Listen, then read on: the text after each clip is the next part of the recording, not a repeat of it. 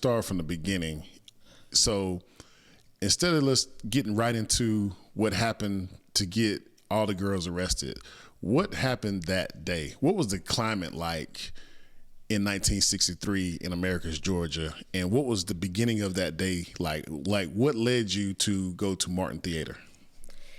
Well, the climate was hot, it was warm, and it was a lot of mass meetings being held at that time. We would have mass meetings from one black church to the next. And you never knew the night or the day that we were having one.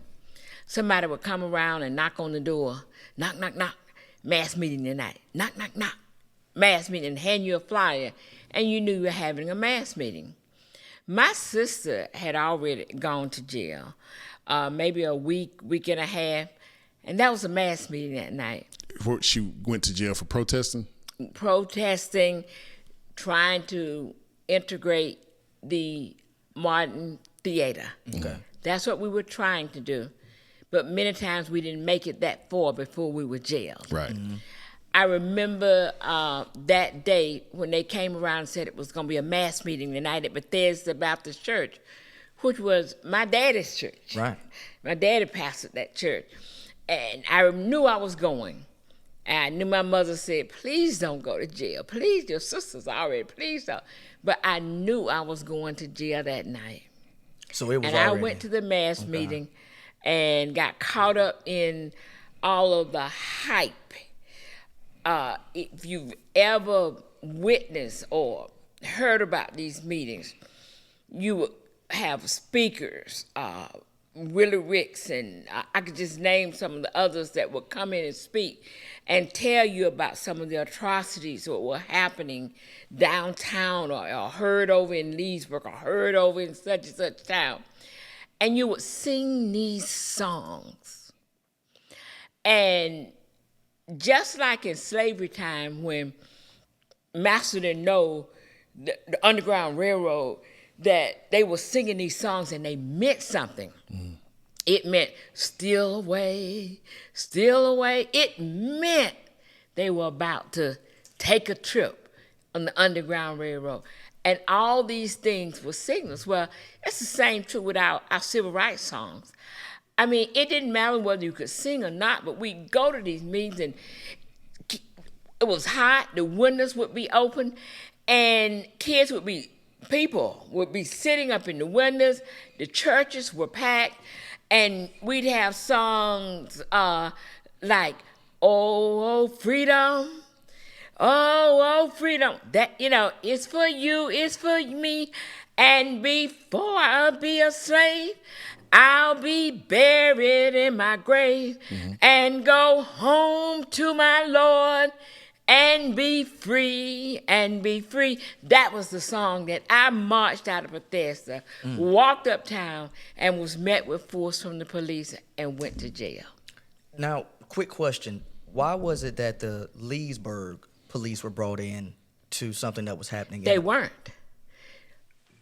The Leesburg police only became involved after America's was such a hotbed. We had filled all the jails up. Not only did us girls go to jail, young boys our same age were over in other jails. Adults were in jail. We marched in such numbers. The jails were full. They didn't have any place to put us. So they reached out to surrounding counties and asked, could they hold some prisoners?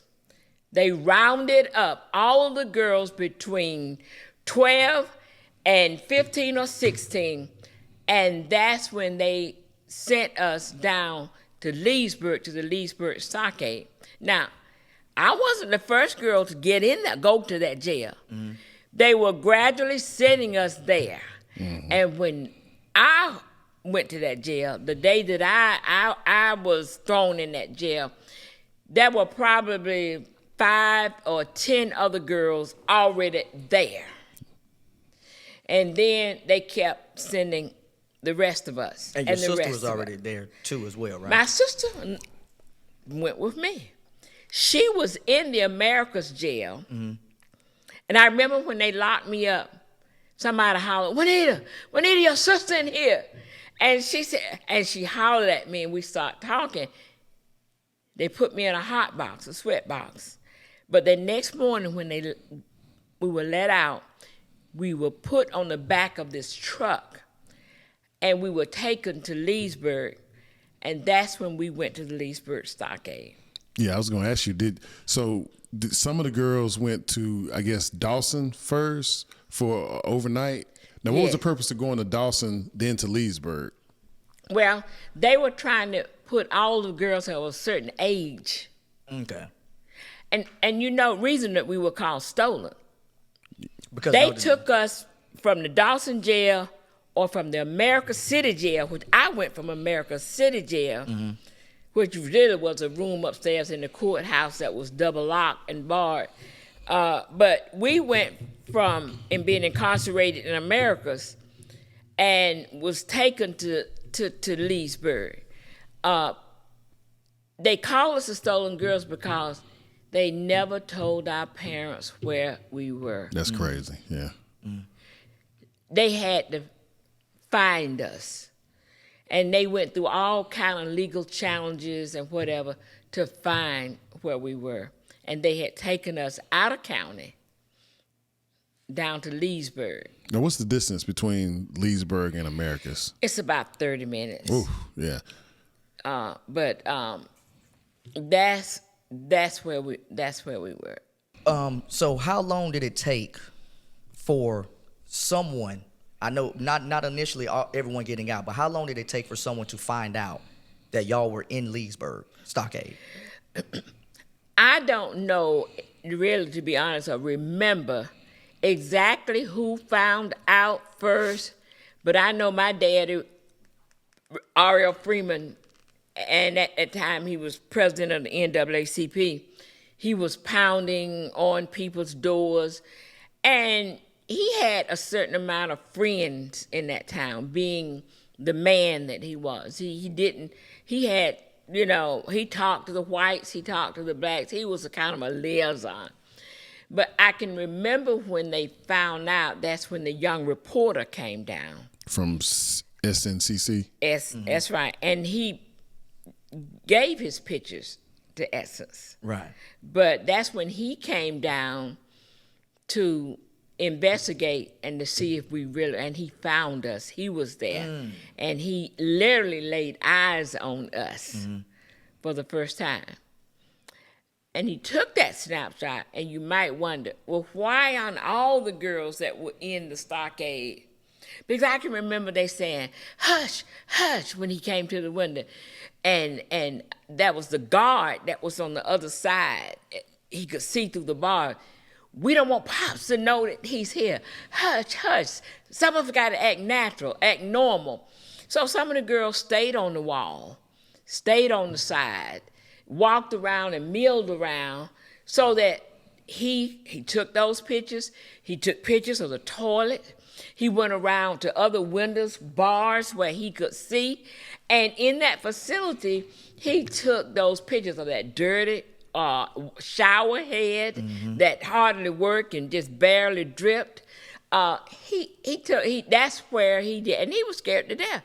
When he told his story, he said, as a young reporter, I didn't know if I was gonna get shot or not. He was scared to death, but he took the pictures that he did, and he got the pictures of the girls that could be that were there, and that would come up, and he left. So, do us a favor and describe the conditions and what was going through your head. Now, how old were you then? 12, 13? I was 13. All right. So, for a 13-year-old, how were you processing, and what were some of the conditions and some of the things that you were going through during that whole month and a half? Well, I know that I was miserable. It wasn't like home.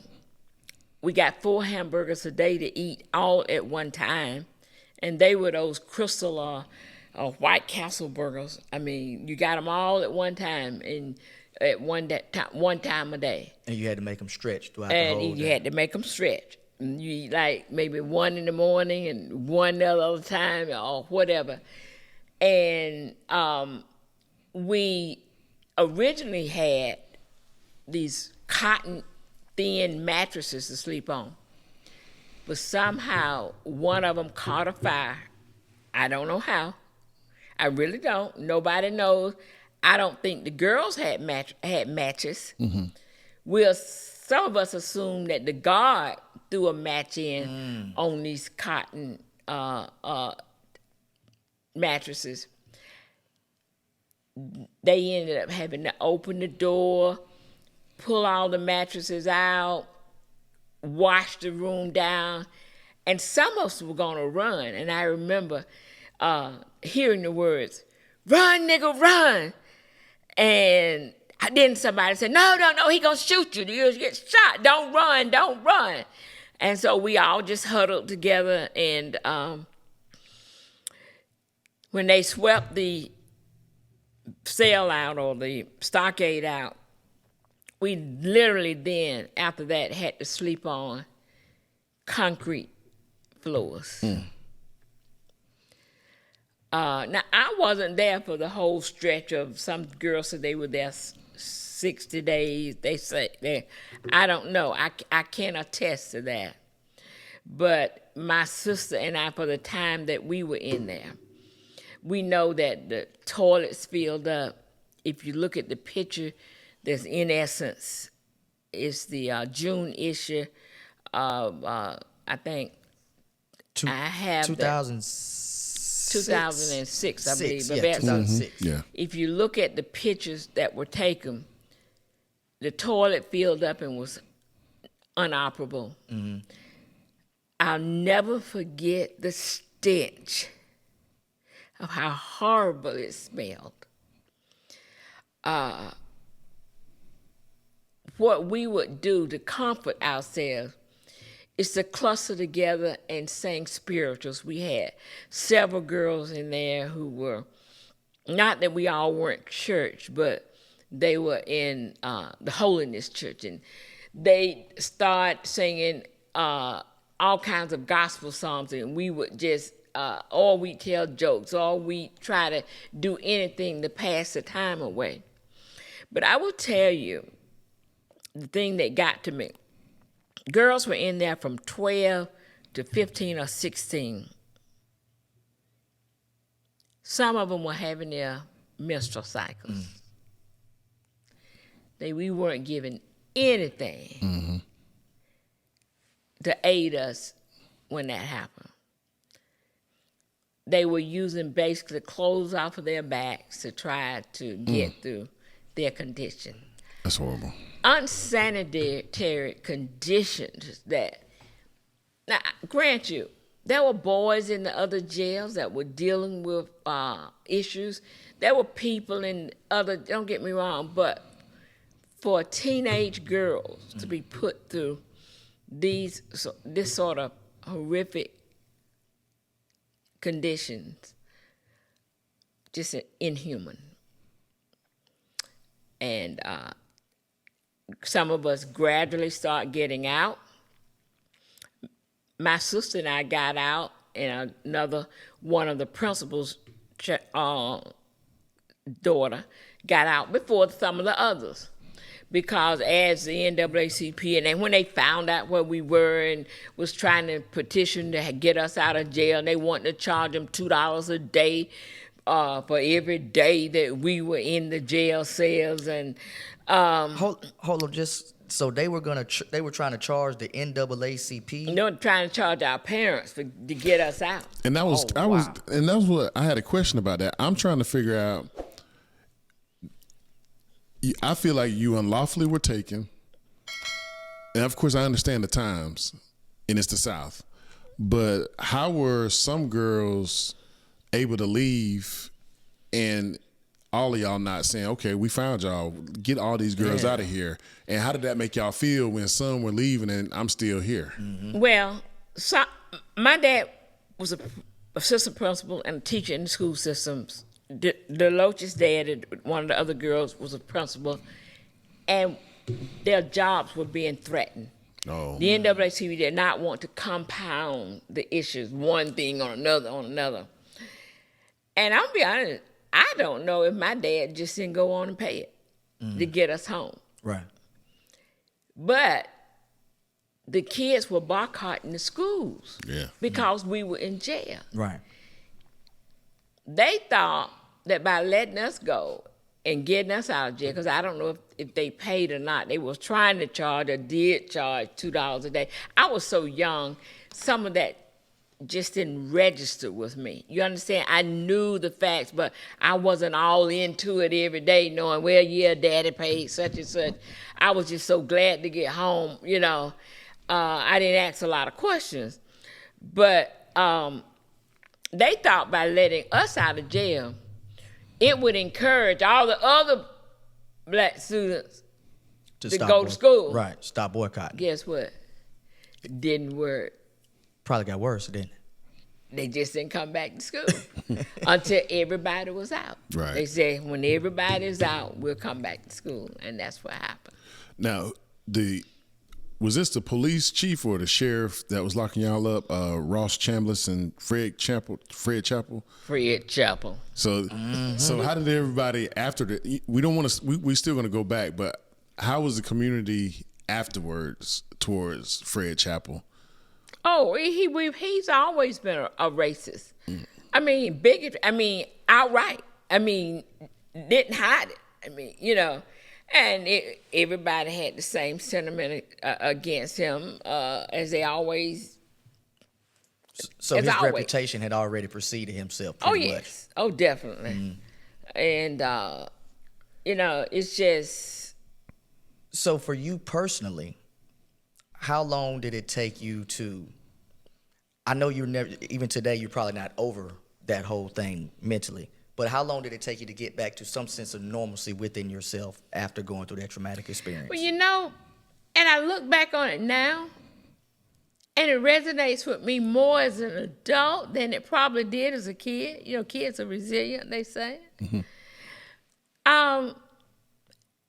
I didn't realize at the time. I know we were trying to march so that we would be able to go to Martin Theater. We'd be able to go to Walgreens and the soda fountain and sit and have a soda, which we couldn't do. We'd be able to do a lot of things.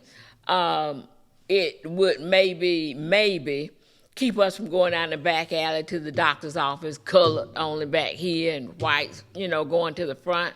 Or it would, you know, just any sort of things. I thought that I knew at the time when we was marching, but I really didn't realize the impact of what we did to the overall movement. Mm-hmm. See, I look at what we did, what the people in Little Rock did, what the people in all these places, what we were doing. You had the Martin Luther Kings and the John Lewises and the this. I love them. They're my idols. But they could not have pushed the movement by themselves. Right. It took the foot soldiers and the day-to-day compounding and the people going to jail and you know, dealing with all of this bigotry and hatred and still pushing for the movement to advance and for us to be where we are now. And that's what people don't understand, is that the price we paid for us to be where we are now is not cheap, and it wasn't free. Mm-hmm. It's not, hadn't always been this way where you can walk in. Now, we still have some hidden racism. We still have a long ways to go. But you can walk in pretty much any front door you want, go to this, decide you want to go to this school. Now, it may keep you out of certain schools because of grades or whatever, but pretty much things are pretty liberal. Right. They still keep you out of some of the country clubs, too. Yeah. Oh, yeah. Oh, yeah. And it seems like in 63 was that year that it feel like the South kind of said we fed up. Because I saw where a lot of it started in 61 where, you know, the protesting. But it seems like in 63 for the state of Georgia, it spread like wildfire because they were doing it in Savannah, they were doing it in Columbus, they were doing it in Atlanta, they were doing it in Americus, they were doing it in Albany, and it just became like a wildfire where like, look, we're not taking this no more. And if you kind of look at it, how the country just came together and said we fed up with it. We got a little bit of change and stepping on the necks of Washington to get that bill passed for 64. That's right. So it seems like, the work that y'all were doing, and I know you probably just feel a special kind of way to feel that you're a part of that. Yes. That you had something to do with the Civil Rights Act being passed. So I want to make one more statement. So just a question. So SNCC, I guess that was the paper or the news organization that had the photo. But Senator William Harris, he got involved, the senator out of New Jersey. Do you feel like if these white individuals hadn't got involved, that y'all would have been in there a lot longer than those 45 days or longer?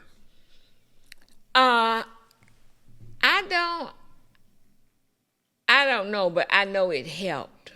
Yeah, it did help, but I don't think we would have been there longer. But I think it helped the movement in general to know that we had some backing high up and that we had some backing from some whites. Right. And I'm going to tell you, whites have notoriously, some of them have stood up. And when we get into talking about the integration of the schools, I can tell you many times of some things that have happened to whites just because they stood up. For black people. Right. But they did get involved, and I think it was the push from the citizens and the students and the boycotting and all that that really pushed the grid. But it was important. It was important that people in Washington start standing up for us. Right. So just to wrap that up, historically, in the beginning, I see they only focused on just the 15 or the girls that were in the picture. So how did the 33 as a whole kind of get left out of the story in the beginning? I see that they're in the story now, but I think... Well, let me tell you. They were in the story from the beginning. But there is, and I'm going to be honest, there is a group out of Americas that want to say if you weren't in the picture, you weren't there. Oh yeah, that's... Yeah, Okay? yeah. And we have been having issues with this group. And every time I was a Black History speaker on base several years ago. I was a Black History speaker at the college in Macon State of the year. And they would go so far as to call and say, you got somebody that is not telling the truth, and you need to check your facts, and the reporter that came down to Americas and did the Essence articles, she actually went to the court files and stuff and documentation and spoke to people and documented the story very well. Now, granted, you may have been here this day, and then none of us got out until they started getting. Juanita, Carolyn, and I were probably the first ones to get out. And the others gradually, whatever. But granted, I can remember when some others came in that door after me. Mm-hmm. Okay? Up to 33 girls. Right. Mm-hmm. Okay? And if you were in there one day, 1 hour, you were a part of the Leesburg story. Exactly. Right.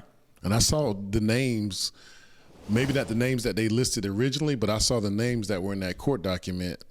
And even I saw your name, and it had your age, 13 years old, mm-hmm. Robertina Freeman, Mm-hmm. Mm-hmm. And so, I mean, I can't imagine, just going through that. And that's why we kind of really want to highlight you specifically, but also at the end, we will highlight all the other brave, heroic women that experienced that tragedy.